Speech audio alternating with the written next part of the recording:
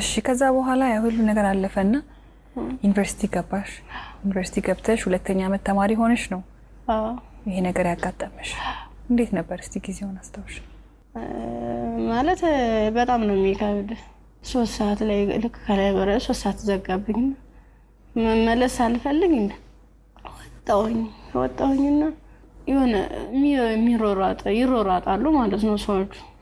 ስንሄድ በቃ አራ እንደዚህ ተኩስ የተነሳ ማለም ትሄዳላችሁ በቃ በዚህ ሄዱ ነው በዚህና እንትን በሉ እዚያ ካግቡናም ሲሉን እኛ በሰዓቱ ተኛን ተቆርቁሮ ነው የመሰለን እኛ እንደዚህ ለማትረፍ ነው ብለን ተንደርድረን ራሳቸው መኪና ገባን የነሱ መኪና ምን እንደሆነ ረብሻ የሚፈጥሩ ሰዎች በመጡበት መኪና አዎ ከፍተ ነው ከኋላ 1 አመት ከ6 ወር ነው እዚያ የቆየነው ጫካ ውስጥ ምንም ነገር ሳይፈጠር አመት ከ6 ወር ምን ነበር የሚሏችሁ ትጥቀናው ልንቀየራችሁ ነው ተጣጣቃላችሁ አለበለዚያ ያሰብነው አለ እሱ እንሰራለን አብረን ምን ይሆናል ይያሉ የት ነበርስ የምታድሩት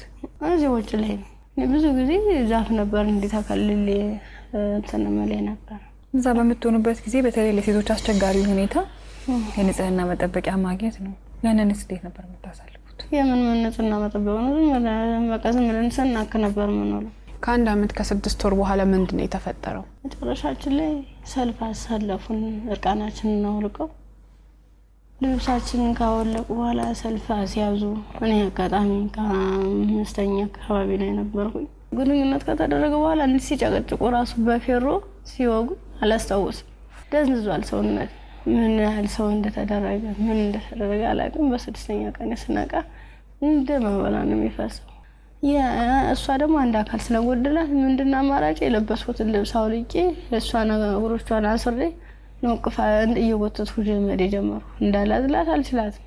ከዛ አብረን ነው ቆመን ሄደው አንቺን እኮ ትችሻለህ ድምጽ ጥለኝ እንዲሆነን ሁለት አካል ስንኩል ማን ይቀበለናል አልኳት እንግዲህ ማንም ቢሆን እንደዚህ ደም እየፈሰሰ እንደዚህ ምድሩ ሁሉ ጨልሞብኝ ነገ ወደ የተሻለ ህይወት አገኛለሁ ብዬ ነገ ወደ ጥሩ ቦታ ደርሳለሁ ብዬ አሰብኩት ልጅ በቃ መጨረሻው እንደዚህ ሲያመር እንደዚህ ሲሆን በጣም ካፋኝ በቃ ለወሊውም ነገ ወደ ስደት ነው የምሆነው ምንድነው ማድረግስ የምችለው ምን አይነት መልኩ ነው ህይወቴንስ መጠገን የምችለው አይዞሽ የሚለኝስ ማንኛው ሰው ነው በቃ አለው እንደዚህ መጨረሻ ላይ ምንድነው ወደ አንተ ተዳዳርን ይሆንኩት